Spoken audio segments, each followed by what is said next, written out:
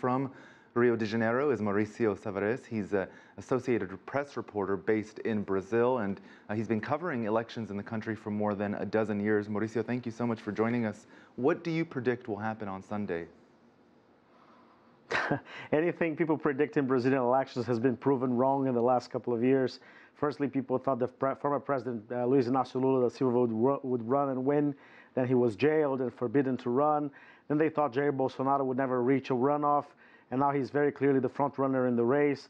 So I think all bets are off. We have two important polls coming later in the day, and then those polls are going to give us a clearer hint on whether Bolsonaro can win the election in the first round, which is not like a big possibility, but it exists, or whether we're going to have a runoff with Jair Bolsonaro and very likely Fernando Haddad, the Workers' Party candidate. There's still a chance there are a left-leaning candidate called Ciro Gomes, who used to be one of the favored by Lula, takes Haddad's place in the runoff, but that's not the most likely scenario for now. If Lula would have been able to run, would Bolsonaro have done this well, do you think? Well, I think that Bolsonaro feeds on the hatred for the Workers' Party, and the Workers' Party feeds on the hatred for Bolsonaro as well. If you look at the runoff scenarios, they're pretty much tied, and there seems to be a growing wave of supporters going to Bolsonaro that are candidates, that are voters that would go for the anti-Workers' Party candidate anyway. So I would say if Lula had run, maybe he would be having broader support than Fernando Haddad has for now. But I still think that it would be a tough election to call with Jair Bolsonaro, with the new face of the Brazilian right, having a lot of votes as well. Do you think the impact of what will happen in Brazil will be felt beyond its borders? Of course, Brazil is a member of organizations like BRICS, along with Russia, India, China, and South Africa. Do you think they're closely watching this? Oh, yeah, but most surely. Jair Bolsonaro has already hinted he's much closer to the policies of U.S. President Donald Trump than Europe or Asia. He's more interested in what happens in the United States, whereas Haddad comes from a different background. He's more of a globalist in that sense. Bolsonaro doesn't believe in the UN as a way to balance power in the world, and Fernando Haddad comes from a different tradition as well. I would also say that wherever Brazil goes, Latin America tends to go as well.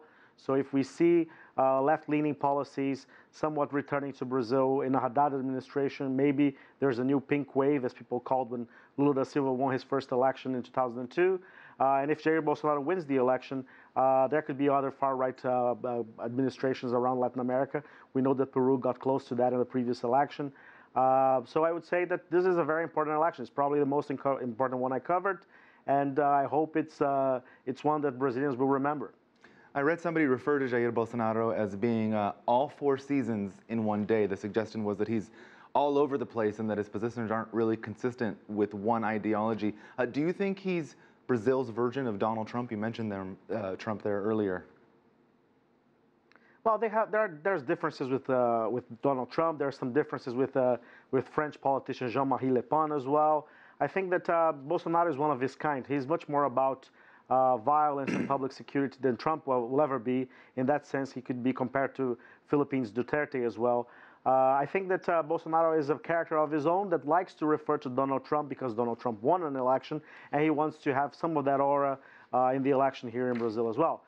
Since this is a brand new election in many ways for our standards, we'll only know for sure how big his impact is and how much chance he has of winning the presidency. We'll only know that tomorrow at night when the ballots come out. Brazil's electronic voting is really quick in turning out results. So we'll know that tomorrow at night. But I would say that the impact that he's going to make in Brazilian politics, at least, that is going to last. He has a clan that also includes his children, cousins, and a lot of people that have the Bolsonaro surname. Mauricio Savarese, we'll have to leave it there. I'm sorry for cutting you off. We'll have to leave it there. Thank you, and we'll be checking back in with you, of course,